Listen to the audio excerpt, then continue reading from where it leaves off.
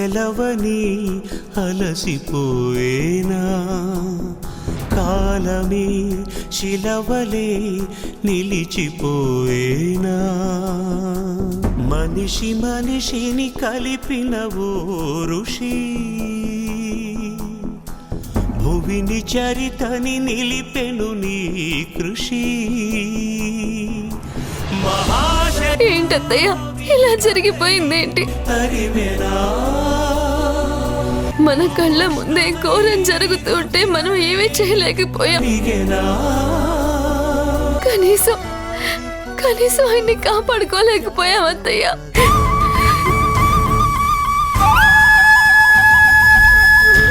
నా కళ్ళ ముందు ఆయన చేయని నేరానికి ఉరి శిక్ష పడుతూ ఉంటే కాపాడుకోగలిగాను, కానీ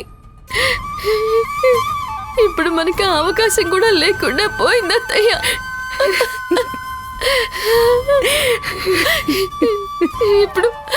ఇప్పుడు మనం ఎలా బతకాలి?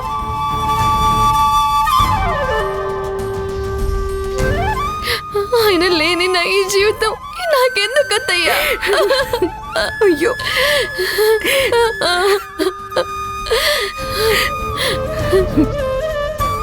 రేపు నా బిడ్డ ఎదిగి మా నాన్న ఎక్కడ అడిగితే నేను ఏమని సమాధానం చెప్పాలి?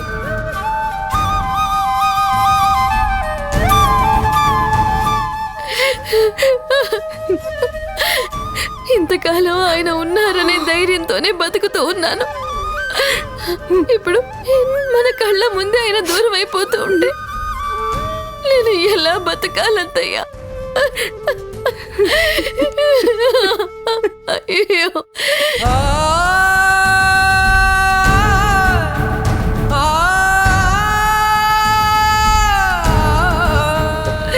అమ్మా, సూర్యాస్తమయం అయ్యే లోపల అంత్యక్రియలు జరిపించాలమ్మా. ఎంతసేపు చూసినా, ఎంతసేపు బాధపడినా పోయిన మనిషి అయితే తిరిగి రాడు. జరగాల్సిన కార్యక్రమాలు చూడండి అమ్మా.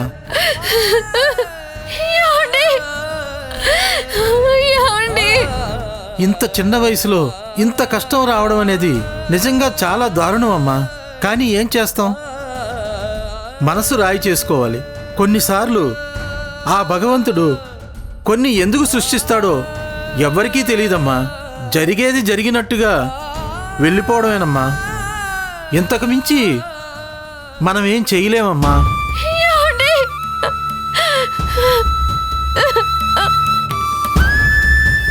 చంద్రిక, చంద్రిక,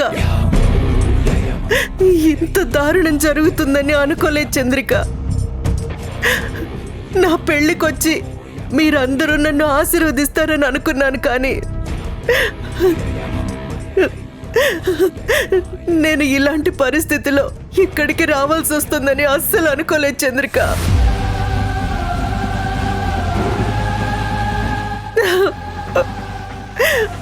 నిజంగానే దేవుడు నీకు నాకు చాలా అన్యాయం చేశాడు. నీకే కాదు, మనందరికీ అన్యాయం చేశాడు చంద్రిక. చంద్రిక, చంద్రిక, చంద్రిక, చంద్రిక, చంద్రిక, చంద్రిక, చంద్రిక, చంద్రిక, కాసిని మంచి నీళ్ళు పట్టండి. చంద్రిక, చంద్రిక, చంద్రిక, తొందరగా తీసుకురండి. చంద్రిక,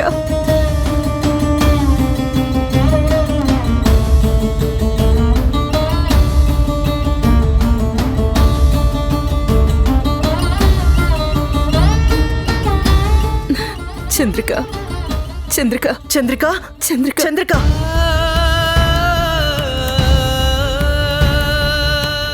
వాణ్ణి చూద్దు గాని రామ్మా. ఏం చూడమంటారత్తయ్య? కనీసం ఆఖరి చూపుకి నోచుకోకుండా చేశారు.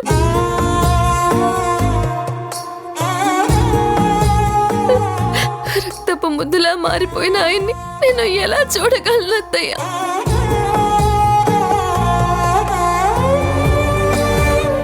పెళ్లి చేసుకునేటప్పుడు నా మెళ్ళో తాళి కడుతూ నాకు అన్నిట్లోనూ తోడుగా నిలబెడతానని మాటిచ్చారు.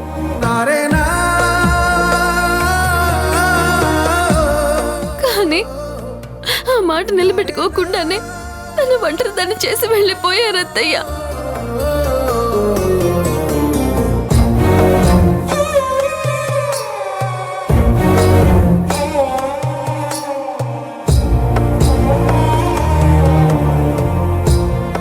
భరత్,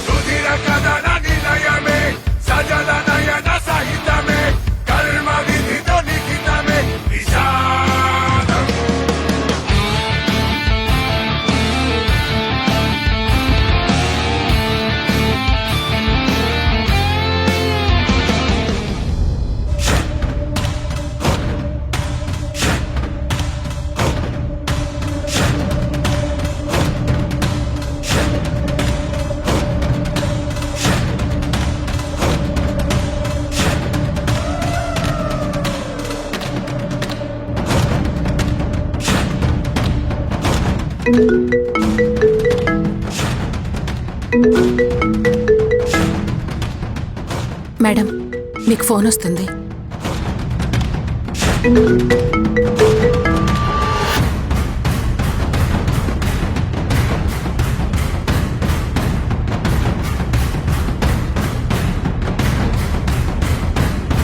మేడం, మీరు చెప్పినట్లుగానే భర్త గారిని హాస్పిటల్లో అడ్మిట్ చేశాం మేడం. ఇప్పుడు ఎలా ఉంది? ఇంకా అన్కాన్షియస్లోనే ఉన్నారు మేడం. ట్రీట్మెంట్ జరుగుతుంది. ఏ విషయం అనేది కొంచెం స్పృహలోకి వస్తే కానీ చెప్పలేమంటున్నారు డాక్టర్స్. నేను వచ్చేంత వరకు భరత్ని జాగ్రత్తగా చూసుకో, అర్థమైందా? అలాగే మేడం. ఏమన్నా అవసరమైతే నాకు మెసేజ్ చేయి, ఫోన్ చేయొద్దు. అలాగే మేడం.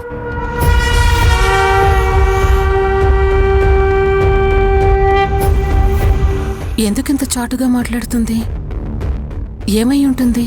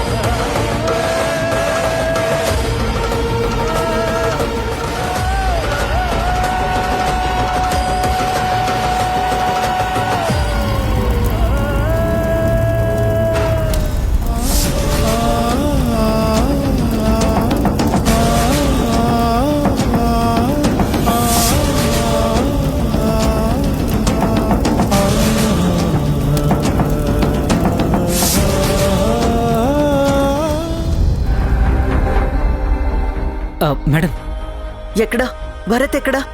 లోపల ఉన్నారు మేడం. భరత్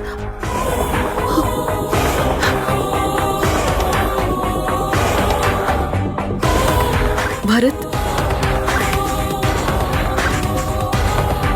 డాక్టర్ తనకెలా ఉంది? ప్రస్తుతానికి అన్కాన్షియస్ స్టేజ్లో ఉన్నాడు. అతనికి స్పృహ వస్తే గానీ ఏ విషయం చెప్పలేం. ప్రాణానికేం ప్రమాదం లేదు కదా డాక్టర్? అతను స్పృహలోకి వస్తే గానీ మేము అతని కండిషన్ మీద ఒక అభిప్రాయానికి రాలేము.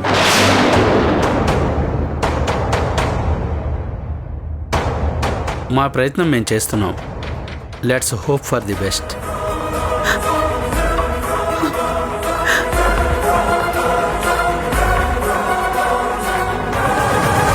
భరత్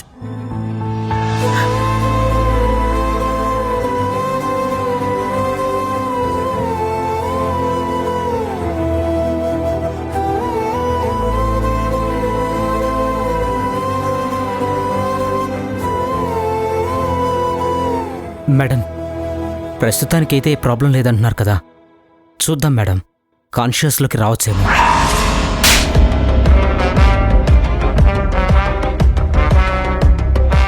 రే నేను చెప్పిందేంటి, మీరు చేసిందేంట్రా? భరత్ అక్కడ ఉండగానే అతనికి మత్తు మంది ఇచ్చేసి పక్కకి తప్పించమన్నాను. అతని ప్లేస్లో నేను చెప్పిన డెడ్ బాడీని పెట్టమన్నాను. మూడో కంటికి తెలియకుండా ఆ బిల్డింగ్ బ్లాస్ట్ అవ్వాలి, అందరి దృష్టిలో భరత్ చచ్చిపోవాలని ప్లాన్ చేశాను. కానీ మీరేం చేశారు? చివరికి భరత్ అక్కడ ఉండగానే భరత్ మీదనే బాంబ్ బ్లాస్ట్ అయ్యేలా చేశారు. సారీ మేడం, అంతా మనం అనుకున్నట్టుగానే వెళ్ళాం మేడం, కానీ అక్కడ అనుకోకుండా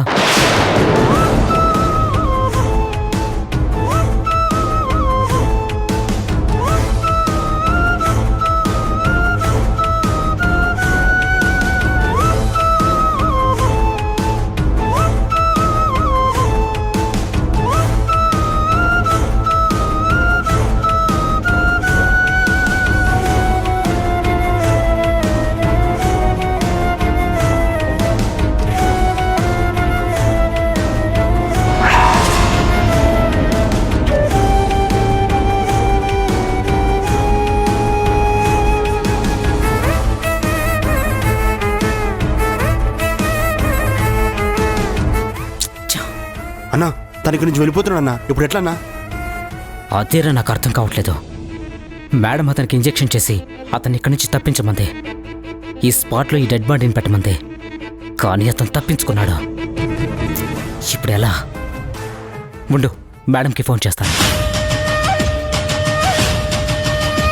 అన్నా అతను వస్తున్నాడన్నా.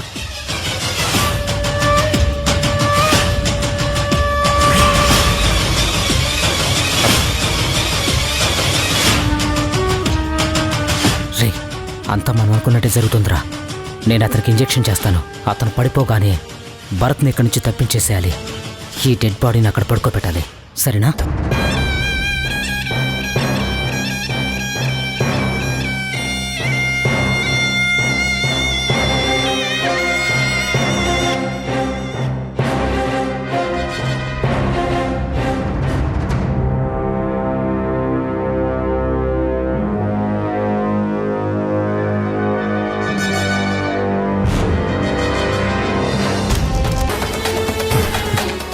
చంద్రిక, బొమ్మ దొరికింది. భానుమతమ్మ, నీ బొమ్మ. వస్తున్నా వస్తున్నా వస్తున్నా ఉండండి.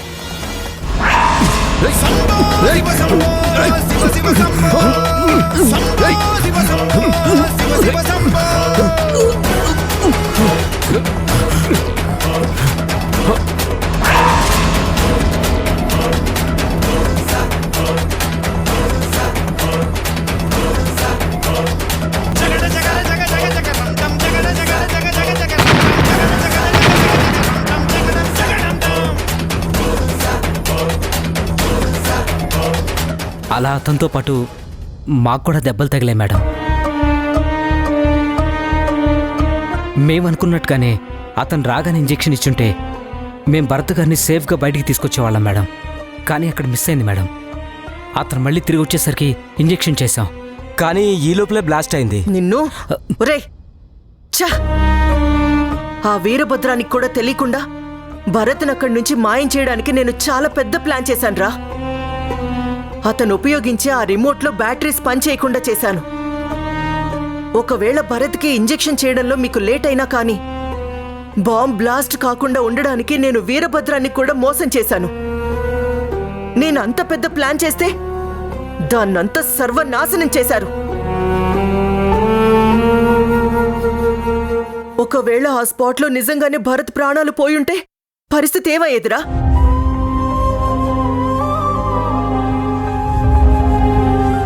నా చేతులతో నేను భరత్ని చంపుకున్న దాన్ని అయి ఉండేదాన్ని.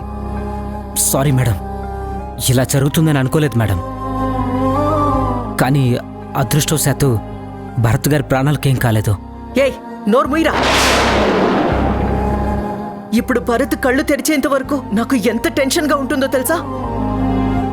నా ప్రాణం పోయినా పర్వాలేదు కానీ భరత్ ప్రాణం మాత్రం పోవడానికి వీల్లేదు.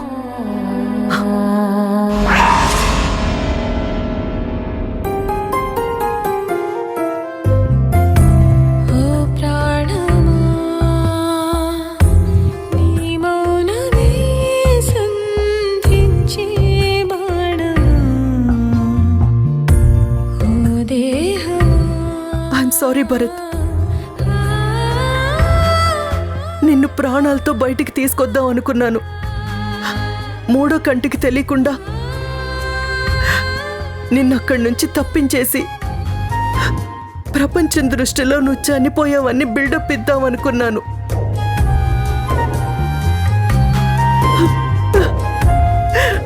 కానీ నేను అనుకుంది కొంతవరకే సక్సెస్ అయింది.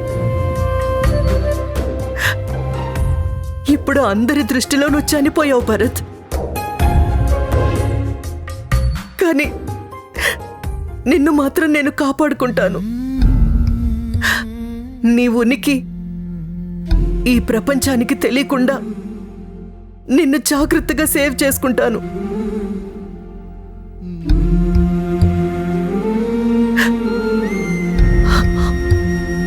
నువ్వు చనిపోయావనుకొని అక్కడ నీ భార్య తల్లడిల్లిపోతుంది. ఇప్పుడు భర్త చనిపోయిన ఆడదానికి పసుపు కుంకాలు తీయడానికి అక్కడ సిద్ధంగా ఉన్నారు భరత్.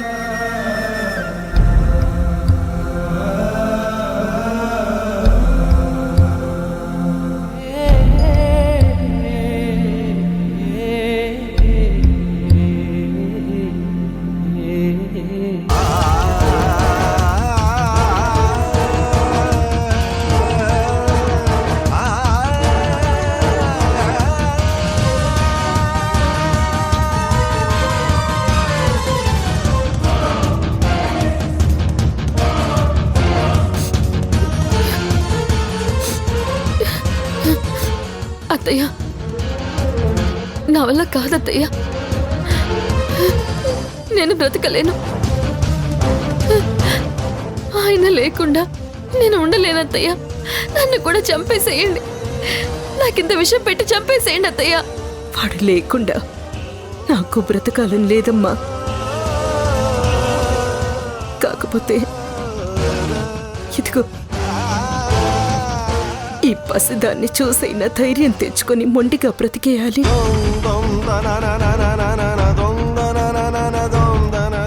లేకపోతే అమ్మ, నాన్న, నానమ్మ అందరూ దూరం అయిపోయి ఇదిగో ఈ పసి పాప అనాథ అయిపోతుంది. ఏ జన్మలో ఏం పాపం చేశామో భగవంతుడు మనకి ఇంత పెద్ద శిక్ష విధించాడు. ఇది మన పూర్వజన్మ కర్మ ఫలితం అనుకుని అనుభవించాలి తప్ప మనం ఇంకేమి చేయలేము.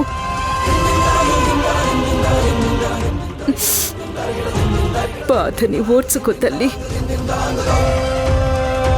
అమ్మ చంద్రిక, భర్త పోయాక పసుపు కుంకాలు తీయడం అనేది ఆనవాయితీ. లేమ్మా.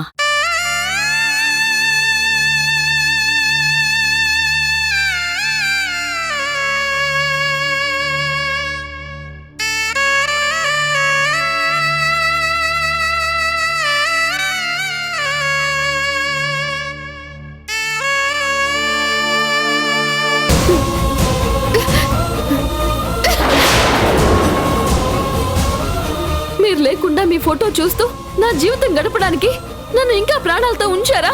మీరు లేనిదే నేను లేను, మీరు లేకుండా నేను ఉండలేను. వచ్చేస్తున్నాను, నేను కూడా మీ దగ్గరికి వచ్చేస్తున్నానండి.